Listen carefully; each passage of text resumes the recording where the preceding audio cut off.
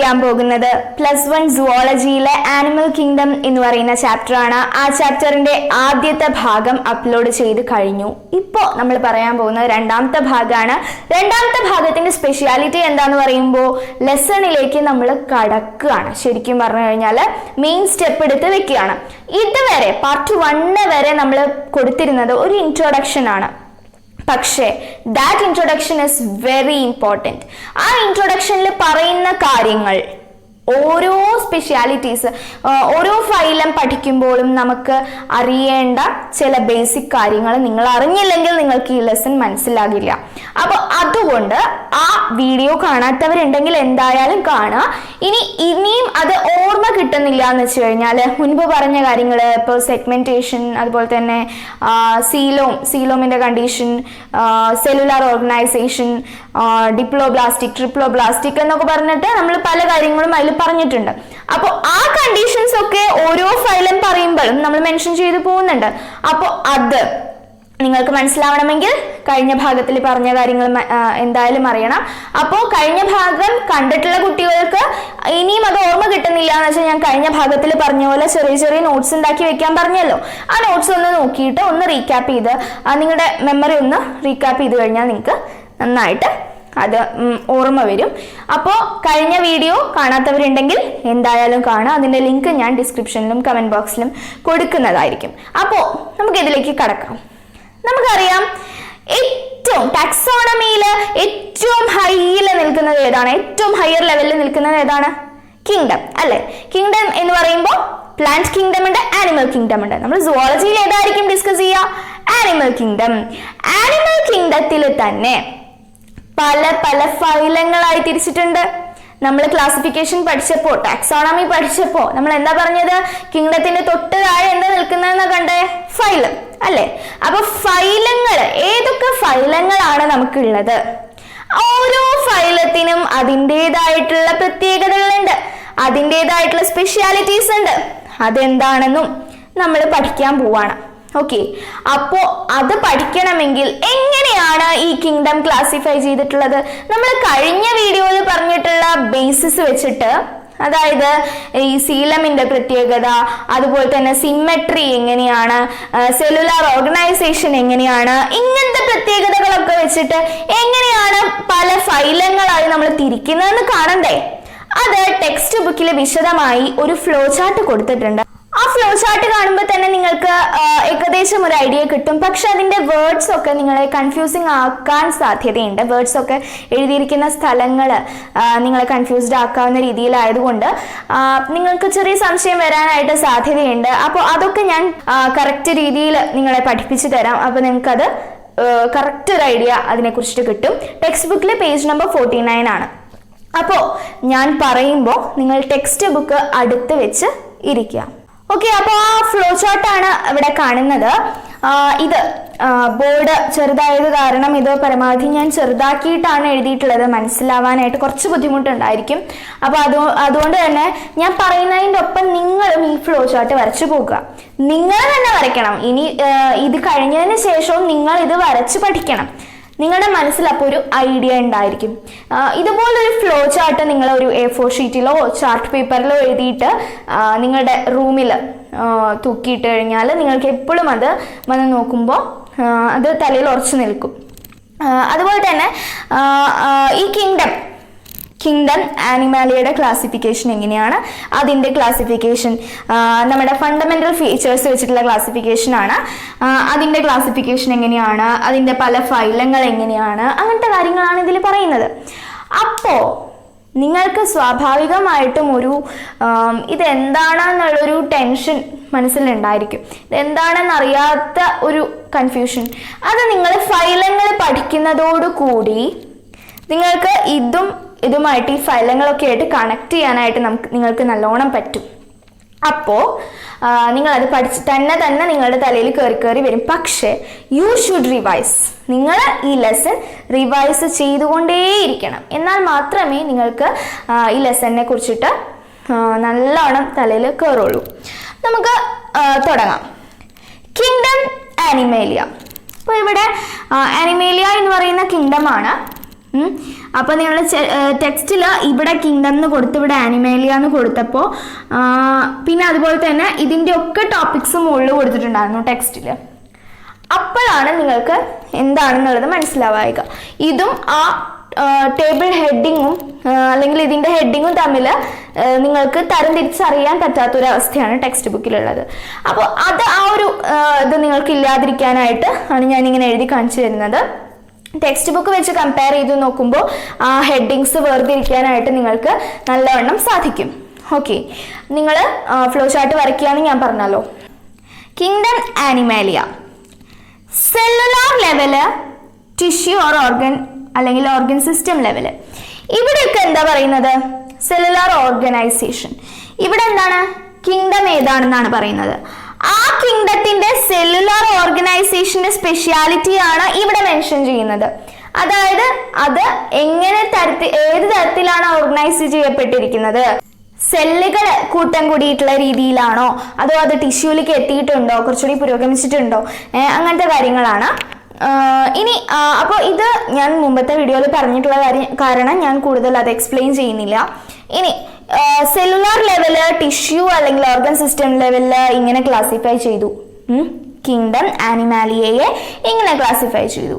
ഇനി ഈ സെല്ലുലാർ ലെവലിലുള്ള ജീവികള് മോസ്റ്റ്ലി അസിമെട്രിക്കൽ ആയിരിക്കും. മിക്കതും അസിമെട്രിക്കൽ ജീവികളായിരിക്കും.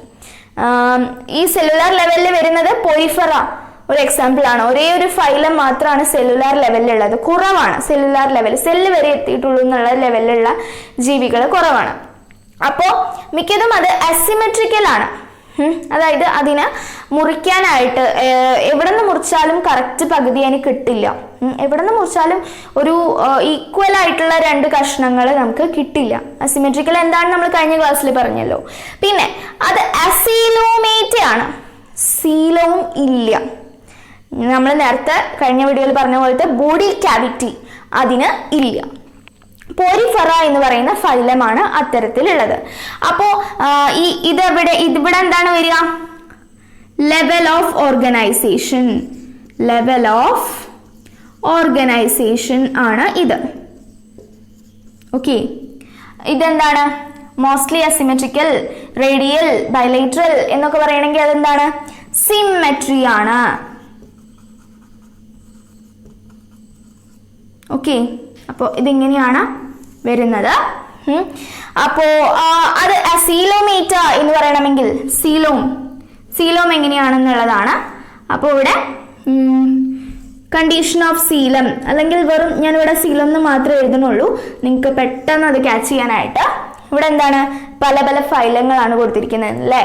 അപ്പോൾ ഇവിടെ ഫൈലം എന്ന് എഴുതുക.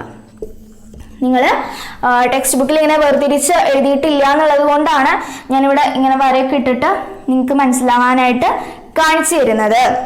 ഇനി ഈ ടിഷ്യൂ, ഓർഗൻ സിസ്റ്റം അത്രയും ലെവലിൽ ഹൈ ആയിട്ടുള്ള ഓർഗാനിസംസ് ഒക്കെ, അതായത് സെല്ല് മാറി ടിഷ്യൂ വരെ എത്തിയിട്ടുള്ള ഓർഗാനിസംസ്, അല്ലെങ്കിൽ ഈ ടിഷ്യൂസ് ഒക്കെ ഒരുമിച്ച് കൂടി ഓർഗൻസ് ഉള്ള ഓർഗാനിസംസ്, അതുപോലെ തന്നെ ഒരു ഓർഗൻ സിസ്റ്റം, അവയവങ്ങളും അവയവ വ്യവസ്ഥയുമുള്ള ഓർഗാനിസംസ്, അതൊക്കെയാണ് ഈ കാറ്റഗറിയിൽ വരുന്നത്. നമ്മൾ വന്ന വഴി എപ്പോഴും ആലോചിക്കുക, കിങ്ഡത്തിൽ നിന്നും രണ്ടായി തരം തിരിച്ചു. സെല്ലുകൾ വരെ എത്തിയിട്ടുള്ളതിനെ അതുപോലെ തന്നെ ഓർഗൻ സിസ്റ്റം വരെ എത്തിയിട്ടുള്ളതുമായിട്ട് ക്ലാസിഫൈ ചെയ്തു. അതിൽ അസിമെട്രിക്കൽ ആയിട്ടുള്ള ജീവികളെ ഇവിടെയും, അസിമെട്രിക്കൽ ആയിട്ടുള്ളതാണ് പൊരിഫറയാണ് അസിമെട്രിക്കൽ ആയിട്ടുള്ളതുള്ളൂ. ഓക്കെ, പൊരിഫറ എന്ന് പറയുന്ന ഫൈലത്തിലുള്ളത് മാത്രമാണ്. ഇനി റേഡിയൽ ബൈലേറ്ററൽ ഒക്കെ എന്തായാലും വരണമെങ്കിൽ അത് എന്തായാലും ഒരു ടിഷ്യൂ അല്ലെങ്കിൽ അതിന് മുകളിലുള്ള ഓർഗനൈസേഷനുള്ള ഫൈലങ്ങളായിരിക്കും. ഓക്കെ, അപ്പൊ റേഡിയൽ ബൈലേറ്ററൽ.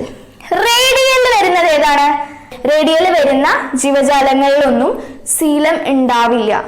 റേഡിയൽ സിമെട്രി ഉള്ള ഓർഗാനിസംസിന് സീലം ഉണ്ടാവില്ല എന്നുള്ളത് മനസ്സിലാക്കി വെക്കുക. അപ്പോൾ അതാണ് നമ്മളിങ്ങനെ കണക്ട് ചെയ്ത് പഠിക്കണം. ഇത് ഒന്നുകൊണ്ട് നിങ്ങൾ പേടിക്കണ്ട, ഇവിടെ വെച്ച് അവസാനിക്കണില്ല. നമ്മൾ ഇനി ഫൈലങ്ങളെ കുറിച്ചിട്ടൊക്കെ പഠിക്കുമ്പോൾ നമ്മൾ ഇതൊന്നുകൂടി പറയും. അപ്പം നിങ്ങൾക്കത് മനസ്സിലാക്കാനായിട്ട്, കണക്ട് ചെയ്യാനായിട്ട് പറ്റും. എന്തുകൊണ്ടാണ് ഇങ്ങനെ പറയുന്നത്? ഓരോ ഫൈലത്തിനും ഓരോന്നിന്റെ സ്പെഷ്യാലിറ്റി പറയും. ഇതൊക്കെ പഠിച്ചു കഴിഞ്ഞിട്ട് ഇങ്ങനെ ഒരു ഫ്ലോ ചാർട്ട് പഠിക്കുന്നതും നല്ലതാണ്.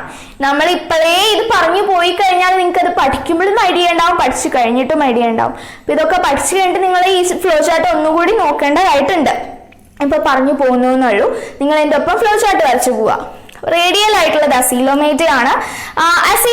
അസീലം ഇല്ലാത്ത റേഡിയൽ ആയിട്ടുള്ള ഫൈലങ്ങൾ ഏതൊക്കെയാണ്? സീലൻട്രേറ്റയും ടീനോഫോറയും. സീലൻട്രേറ്റ എന്ന് പറയുമ്പോൾ നിഡേറിയ എന്ന് വേറൊരു പേരുണ്ട്. ഞാനിവിടെ സ്ഥലമില്ലാത്തതുകൊണ്ട് എഴുതാത്തതാണ്, ടെക്സ്റ്റ് ബുക്കിൽ അത് ഉണ്ട്, കൊടുത്തിട്ടുണ്ട് ബ്രാക്കറ്റിൽ. നിഡേറിയ എന്ന് പറയുന്ന മറ്റൊരു പേരും കൂടി ഉണ്ട് സീലൻട്രേറ്റ എന്ന് പറയുന്ന ഫൈലത്തിലുള്ള ജീവികൾക്ക്. അതുപോലെ തന്നെ ടീനോഫോറ എന്ന് പറയുന്ന മറ്റൊരു ഫൈലത്തിലുള്ള ജീവികളുണ്ട്. അപ്പോൾ ഈ രണ്ട് ഫൈലങ്ങളും ഏകദേശം ഒരേ രീതിയിലാണ് അവരുടെ കാര്യങ്ങളൊക്കെ പോകുന്നത്. എന്നാലും ചെറിയ ചെറിയ ഡിഫറൻസസ് ഉണ്ട്. അത് നമ്മൾ ഫൈലത്തിനെ കുറിച്ച് കൂടുതൽ പഠിക്കുമ്പോൾ നമുക്ക് അത് മനസ്സിലാവും. ഇനി ബൈലേറ്ററലിനെ കുറിച്ച് പഠിക്കാം. ബൈലേറ്ററൽ സിമെട്രി ഉള്ള ജീവജാലങ്ങൾ എങ്ങനെയായിരിക്കും? ടിഷ്യൂ, ഓർഗൻ അല്ലെങ്കിൽ ഓർഗൻ സിസ്റ്റത്തിൽ എത്തിയിട്ടുള്ളവയ്ക്ക് എന്തായാലും അസിമെട്രി ഉണ്ടാവില്ല എന്ന് നമ്മൾ പറഞ്ഞു. എന്തെങ്കിലും സിമെട്രി ഉണ്ടായിരിക്കും.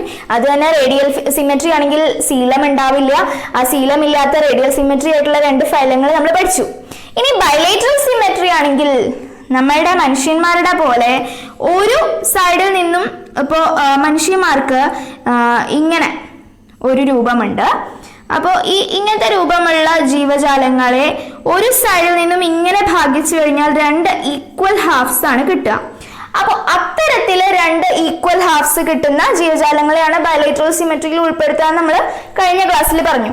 അപ്പോൾ ആ ബൈലേറ്ററൽ സിമെട്രി ഉള്ള ജീവജാലങ്ങളില് ശീലമില്ലാത്തവയുമുണ്ട്, ബൈലേറ്ററലില് ശീലമില്ലാത്തവയുണ്ട്. ബൈലേറ്ററൽ സിമെട്രി ഉള്ള ശീലമില്ലാത്ത ഓർഗാനിസംസിന്റെ പേരാണ്, ആ ഓർഗാനിസംസ് ഉള്ള ഫൈലത്തിന്റെ പേരാണ് പ്ലാറ്റിഹെൽമിന്ഥസ്. നമ്മൾ കഴിഞ്ഞ ക്ലാസ്സിൽ പറഞ്ഞു പരന്ന വിരൽ എന്നറിയപ്പെടുന്നവ പ്ലാറ്റിഹെൽമിന്ഥസ്. അപ്പൊ പ്ലാറ്റിഹെൽമിന്ഥസ് ആണ് ഏതാണ് ബൈലേറ്ററൽ സിമെട്രി ഉള്ള എന്താണ് ശീലമില്ലാത്ത, അതായത് ബോഡി ക്യാവിറ്റി ഇല്ലാത്ത എന്ന് പറയുമ്പോൾ അസീലോമേറ്റ് ആയിട്ടുള്ള ജീവജാലങ്ങളിൽ പെടുന്നത്. അപ്പോൾ പ്ലാറ്റിഹെൽമിന്ഥസ് എന്ന് പറയുന്ന ഒരേ ഒരു ഫൈലേ ഉള്ളൂ. ബൈലേറ്ററൽ സിമെട്രിയും അസീലോമേറ്റും ആയിട്ടുള്ള രണ്ട് ഫീച്ചേഴ്സും വരുന്ന ഒരേ ഒരു ഫൈലേ ഉള്ളൂ. ഇനി ബൈലേറ്ററലും സ്യൂഡോസീലോമേറ്റും. അപ്പോൾ അസീലോമേറ്റ് എന്ന് പറയുമ്പോൾ ബ്രാക്കറ്റിൽ നിങ്ങളുടെ ടെക്സ്റ്റിൽ കൊടുത്തിട്ടുണ്ട് അസീലോമേറ്റ് എന്ന് പറയുമ്പോൾ എന്താണെന്നുള്ളത്. സീലം ഇല്ലാത്തവ എന്നാണ് അർത്ഥം. സ്യൂഡോസീലോമേറ്റ് ആണ് ഫോൾസ് സീലം എന്ന് പറയുമ്പോൾ എന്താണ്? തെറ്റായിട്ടുള്ള ശീലമാണ്, നമ്മളെ ശീലമാണെന്ന് സംശയിപ്പിക്കുന്ന ശീലമാണ്, കപട ശീലങ്ങളാണ് സ്യൂഡോസീലോമേറ്റ്സിലുള്ളത്. അപ്പോൾ സ്യൂഡോസീലോമേറ്റ്സ് എന്ന് പറയുമ്പോൾ അതിൽ ഒരേ ഒരു ഫൈലം മാത്രമേ ഉള്ളൂ, ആസ്ചെൽമിന്ഥസ്. ആസ്ചെൽമിന്ഥസ് എന്ന് പറയുന്ന ഫൈലത്തിലുള്ള ജീവജാലങ്ങളാണ് ബൈലേറ്ററൽ സിമെട്രിയും അതേസമയം സ്യൂഡോസീലോമേറ്റും ആകുന്നത്. അപ്പൊ ബോഡി ക്യാവിറ്റി ഇല്ലാത്തവയെ അസീലോമേറ്റ എന്ന് പറയുന്നു. അതുപോലെ തന്നെ ബോഡി ക്യാവിറ്റി ഫോൾസ് ആയിട്ടുള്ളതിനെ, ഫോൾസ് സീലം ഉള്ളവരെ സ്യൂഡോസീലോമേറ്റ്സ് എന്ന് പറയുന്നു. സീലം ഉണ്ട്, കംപ്ലീറ്റ് ആയിട്ട് ഒരു ബോഡി ക്യാവിറ്റി ഉണ്ട് എന്നുള്ളവയെ സീലോമേറ്റ്സിലാണ് പെടുത്തുക. അപ്പൊ നമ്മളൊക്കെ ഏത് കാറ്റഗറിയിലാണ് പെടുന്നത്? സീലോമേറ്റ്സിലാണ്. നമുക്കൊരു ബോഡി ക്യാവിറ്റി ഉണ്ട്. അപ്പോ ബൈലേറ്ററൽ സിമെട്രി ആണ് നമുക്ക്, അല്ലെ? സീലോമേറ്റുമാണ്. അപ്പൊ നമ്മൾ ഏത് ഫൈലത്തിലായിരിക്കും പെടുക? Bilateral coelomate. ഇതിൽ ഏതെങ്കിലും ഫൈലത്തിലായിരിക്കും നമ്മൾ പെടുക. ഓക്കെ, അപ്പോ സീലോമേറ്റില് അനലിഡ ഉണ്ട്, അതാണ് ആദ്യത്തെ ഫൈലം. പിന്നെ ആർത്രോപോഡ ഉണ്ട്, മൊളുസ്ക ഉണ്ട്, എക്കൈനോഡർമേറ്റ ഉണ്ട്, ഹെമികോർഡേറ്റ ഉണ്ട്, കോർഡേറ്റ ഉണ്ട്. ഇതിൽ കോർഡേറ്റയിലാണ് ഏറ്റവും അവസാനം കാണിക്കുന്ന ഈ ഫൈലത്തിലാണ് മനുഷ്യര് പെടുക. നമ്മൾ അതിനെക്കുറിച്ച് കൂടുതൽ പഠിക്കാൻ പോകുന്നേ ഉള്ളൂ. ഞാനിവിടെ ഇപ്പൊ തന്നെ മെൻഷൻ ചെയ്തു പോയിന്നേ ഉള്ളൂ. അപ്പോ ബൈലേറ്ററൽ ആയിട്ടുള്ള അസീലോമേറ്റ് ആയിട്ടുള്ള പ്ലാറ്റിഹെൽമിന്ഥസ് ഫൈലം പ്ലാറ്റിഹെൽമിന്ഥസ് ആണ്. ബൈലേറ്ററൽ ആയിട്ടുള്ള സ്യൂഡോസീലോമേറ്റ് ആയിട്ടുള്ള ഫൈലം ആസ്ട്രൽമിന്ഥസ് ആണ്. ബൈലേറ്ററൽ ആയിട്ടുള്ള സീലോമേറ്റ് ആയിട്ടുള്ള ഫൈലങ്ങൾ ഇതൊക്കെയാണ്. അപ്പോൾ ബൈലേറ്ററൽ ആയിട്ടുള്ള സീലോമേറ്റ് ആയിട്ടുള്ള ഫൈലങ്ങൾ കുറെ ഉണ്ടെന്ന് അർത്ഥം. ഓക്കെ, അപ്പൊ ഫൈലങ്ങൾ ഇതൊക്കെയാണ്. ആ ഫൈലത്തിന്റെ സ്പെഷ്യാലിറ്റിക്ക് അനുസരിച്ചിട്ടാണ് ഇങ്ങനെ തരംതിരിച്ചിരിക്കുന്നത്. നിങ്ങൾക്ക് ഏകദേശം ഒരു ഐഡിയ കിട്ടിയിട്ടുണ്ടാവില്ലേ എങ്ങനെയാന്നുള്ളത്? ഓക്കെ, ഇപ്പൊ ഒരു ഐഡിയ കിട്ടിയിട്ടില്ല എന്ന് വെച്ചാൽ ഒന്നുകൊണ്ടും പേടിക്കേണ്ട. നിങ്ങൾ ഇപ്പൊ തന്നെ ഒരു ഫ്ലോ ചാർട്ട് വരച്ച് വെക്കുക. ബാക്കി കാര്യങ്ങൾ നമുക്ക് ഈ ഫൈലങ്ങളൊക്കെ പഠിച്ചു കഴിയുമ്പോൾ മനസ്സിലായിക്കോളും. അപ്പോൾ ഈ ലെസൺ ലെസണിലെ ചെറിയൊരു ഭാഗം മാത്രമാണ് നമ്മളിപ്പോൾ പറഞ്ഞത്. നമ്മൾ ഈ പ്രാവശ്യത്തെ വീഡിയോ കുറച്ച് ചെറുതാണ്. എന്താണെന്ന് വെച്ച് കഴിഞ്ഞാൽ ആ ഫ്ലോ ചാർട്ട് പറഞ്ഞ് തീരാൻ തന്നെ കുറച്ച് സമയമെടുക്കും. ഇനി ഫൈലങ്ങളെ കുറിച്ചിട്ട് ഇപ്പോൾ എക്സ്പ്ലെയിൻ ചെയ്ത് തുടങ്ങിക്കഴിഞ്ഞാൽ വളരെയധികം സമയമെടുക്കും. അപ്പോൾ നിങ്ങളുടെ നിർദ്ദേശപ്രകാരം തന്നെയാണ് ഇപ്പോൾ സമയം കുറച്ചിരിക്കുന്നത്. അപ്പോൾ ഫൈലങ്ങളെ കുറിച്ചിട്ടുള്ളത് അടുത്ത വീഡിയോയിൽ നമുക്ക് തുടങ്ങാം. പക്ഷേ അതിനു മുമ്പ് ഓരോ ഫൈലത്തിനെ കുറിച്ച് പഠിക്കുന്നതിന് മുമ്പ് മൊത്തത്തിലൊരു നിങ്ങൾക്കൊരു വ്യൂ ഉണ്ടാവണമല്ലോ, എങ്ങനെയാണ് ഏതൊക്കെയാണെന്നുള്ളത്. ഫൈലങ്ങളുടെ സ്പെഷ്യാലിറ്റി എന്താണെന്നുള്ളത് നിങ്ങൾക്ക് പഠിക്കേണ്ടത് എങ്ങനെയാണെന്ന് വെച്ച് കഴിഞ്ഞാൽ, നിങ്ങൾക്ക് പഠിക്കാൻ വളരെ എളുപ്പത്തിന് ചെറിയ ഫൈലത്തിൽ നിന്നും വലിയ ഫൈലത്തിലേക്ക് പോകുന്ന രീതിയിലാണ്. അതായത് ഞാൻ നേരത്തെ കാണിച്ചു തന്നല്ലോ, കോഡേറ്റ ഏറ്റവും അവസാനമാണ് അല്ലെ. കോഡേറ്റ ഏറ്റവും അവസാനമായിട്ടാണ് ഞാൻ കാണിച്ചു തന്നത്. കോഡേറ്റയിലാണ് നമ്മൾ പെടുന്നത്. അപ്പോൾ ഏറ്റവും അവസാനത്തേതിൽ നമ്മൾ പെടുന്നു എന്ന് വെച്ച് കഴിഞ്ഞാൽ അത് അതായത് നമ്മൾ ഉള്ള ആ ഫൈലം ഏറ്റവും ഹയർ ഫൈലമാണ്. അതായത് എല്ലാ ഫീച്ചേഴ്സും ഉള്ള ഒരു ഫൈലമാണ്. അപ്പോ തുടങ്ങുന്നത് എന്താണ്? സെല്ലുലാർ ഓർഗനൈസേഷനിൽ നിന്നും. സെല്ലല്ലേ ചെറുത്, സെല്ലിൽ നിന്നും പിന്നെ ടിഷ്യൂ ആകുന്നതാണ് അതിന്റെ അടുത്ത ഫൈലം. ടിഷ്യൂവിൽ നിന്നും ഓർഗൻ ആകുന്നതിനെയാണ് ഓർഗനിൽ നിന്നും ഓർഗൻ സിസ്റ്റം ആകുന്നു. ആ ഒരു ഓർഡറിലാണ് ഓരോ ഫൈലങ്ങളും നിങ്ങൾക്ക് പഠിക്കാനായിട്ടുള്ളത്. ഫോർ എക്സാമ്പിൾ, ആദ്യം പഠിക്കാനുള്ള ഫൈലം പോരിഫറയില് സെല്ലുലാർ ലെവൽ മാത്രമാണ്.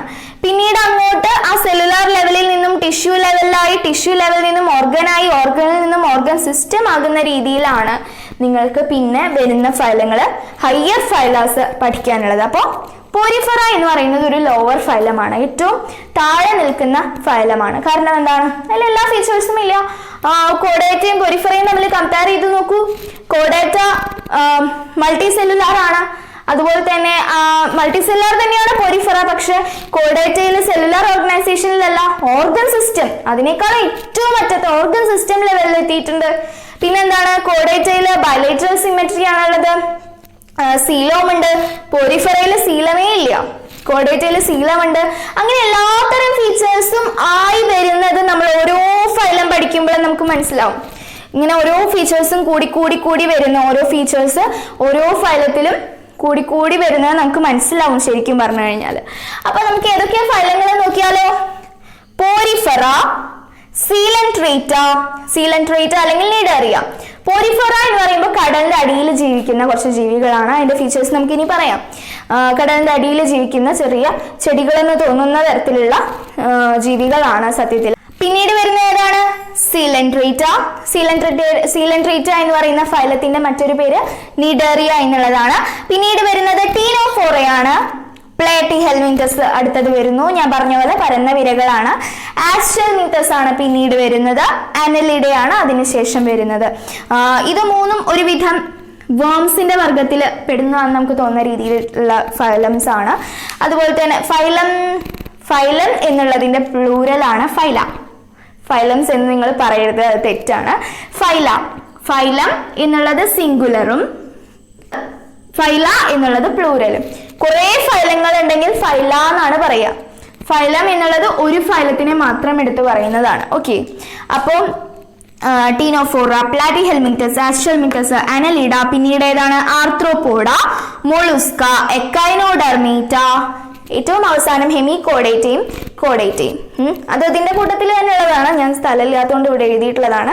ഈ കോഡേറ്റയിൽ തന്നെ രണ്ട് സബ് ഫൈലങ്ങളുണ്ട്. 3 സബ് ഫൈലങ്ങളുണ്ട്. ആ 3 സബ് ഫൈലങ്ങളെ കുറിച്ചിട്ടും ഇതോടൊപ്പം തന്നെ നിങ്ങൾ പഠിക്കും. അപ്പോൾ ഈ ഫൈലങ്ങൾ ഏതൊക്കെയാണ്, അതിന്റെ ഫീച്ചേഴ്സ് എന്തൊക്കെയാണ് എന്ന് പഠിക്കും. അതോടുകൂടെ തന്നെ കോഡേറ്റയുടെ 3 സബ് ഫൈലങ്ങൾ പഠിക്കും. പിന്നെ ചില ക്ലാസ്സുകൾ, കിങ്ഡം, ഫൈലം, അത് കഴിഞ്ഞിട്ട് വരുന്ന ഏതാണ്? ക്ലാസ് അല്ലെ. അപ്പൊ ക്ലാസ്സിനെ കുറിച്ചിട്ടും നിങ്ങൾ പഠിക്കും. അപ്പൊ ഇതൊക്കെയാണ് ഈ ലെസൺ ഇത്രേ ഉള്ളൂ. അപ്പോൾ ഇനി അടുത്ത ഭാഗം തൊട്ട് നമുക്ക് ഓരോ ഫൈലത്തിനെയും കുറിച്ചിട്ട് എക്സ്പ്ലെയിൻ ചെയ്ത് തുടങ്ങാം. Okay, thank you. നിങ്ങൾ ചാനൽ സബ്സ്ക്രൈബ് ചെയ്യുക. നിങ്ങളുടെ ഫ്രണ്ട്സിനൊക്കെ ഈ വീഡിയോ ഷെയർ ചെയ്യുക, അവർക്കും കൂടി ഉപകാരപ്രദമാവട്ടെ.